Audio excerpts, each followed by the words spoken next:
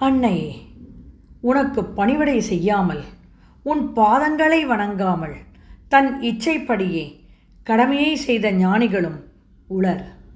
அவர்களின் படி நான் நடந்தால் நீ வெறுப்பாயோ அல்லது பொறுத்து அருள் செய்வாயோ எனக்கு தெரியாது. ஆயினும் நான் தவறே செய்தாலும் என்னை வெறுக்காமல் பொறுத்து கொண்டு நீ அருள் பண்ணுவதே நீதியாகும்.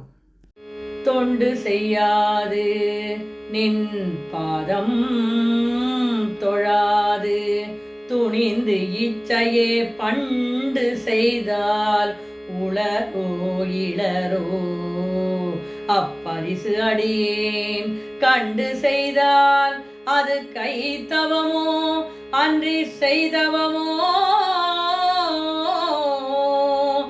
மிண்டு செய்தாலும் பொறுக்கை நன்றே பின் வெறுக்கை அன்றே.